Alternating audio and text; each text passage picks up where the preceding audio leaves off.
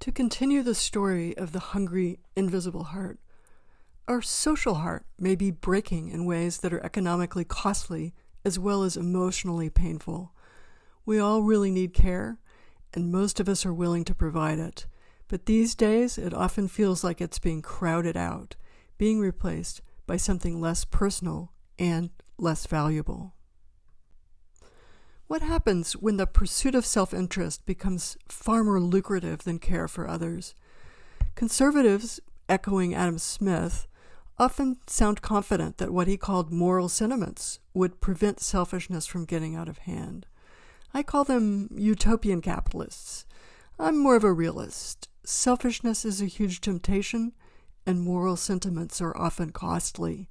This is why we rely so heavily on rules of law and social norms of care for others. What happens if these break down? Well, maybe a kind of heart attack. When this happens to individuals, they feel a pain in their chest and arms and head for the emergency room. When societies suffer a heart attack, something similar takes place. People know something's wrong, but are not sure what it is or how serious it might be. It becomes hard to tell the difference between friends and enemies. Cooperation can begin to break down. Societies, like people, depend on the coordination of many different parts, not just hands and hearts. This coordination can go awry. In autoimmune diseases, the body begins to attack itself. In cancer, some parts of the body multiply at the expense of others. If you're breaking the rules and violating the norms, I may have to do the same just to defend myself. So, what determines our ability to cooperate with each other? Well, one factor is social networks, the people we come in contact with, sometimes referred to as social capital.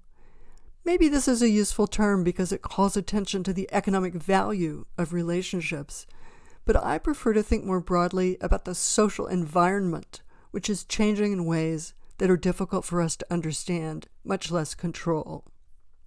For instance, in 2020, American adults spent about 51% of their free time alone, up from 44% in 2003, partly as a result of the COVID-19 pandemic, but the trend has continued. Social connections have declined, especially among less educated, low-income men and people of color.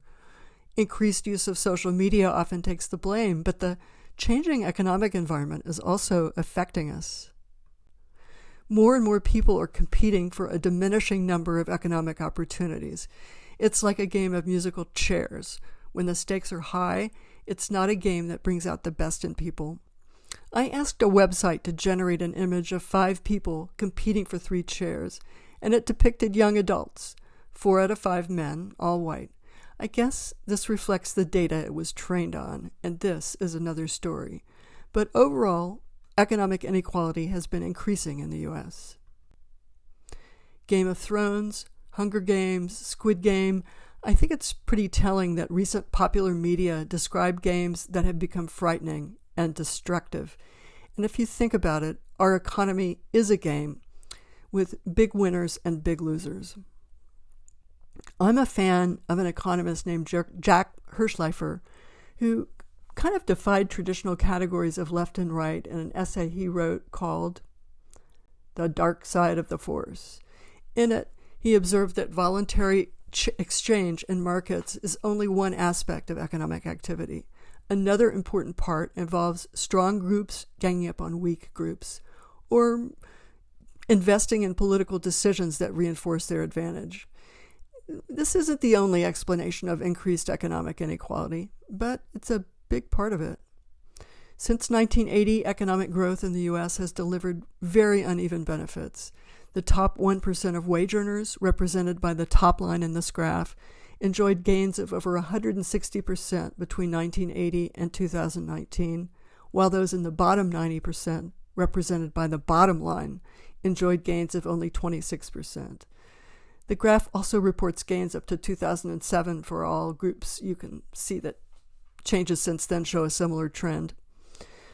Note that those at the tippy top, the top 10th of the top 1%, enjoyed gains of over 345%. By the way, it takes over $800,000 a year in earnings to land in the top 1% today.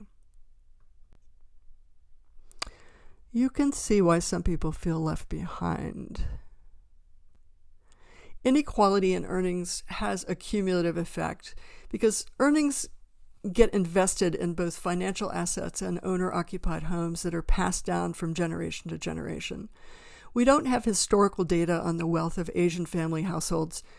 That's why they're just a little dot on the graph. We do know that whites and non-Hispanics have passed many of their assets on to their children, increasing racial ethnic differences in wealth, which are depicted here.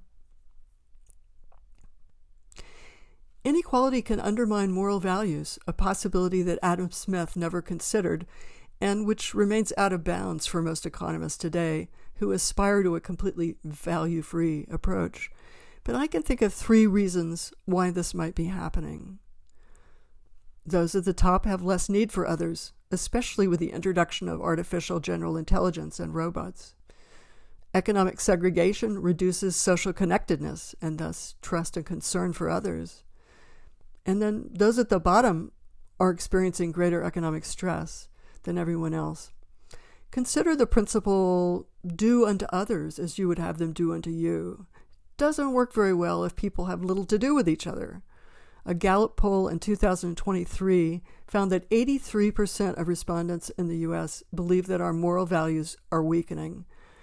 I've described the result as a breaking heart, but you could also think of it as a volcano, an inequality volcano that's blowing its top with more than exclamation points coming out the top. There's still time to fix things. We could start by, among other things, reducing economic inequality. I'll have more to say about how we could do this in my next video series, Inequalities 101. Meanwhile, thanks for your eyes and ears, and thanks for advice and feedback on this 3 of Hearts series from many colleagues and friends.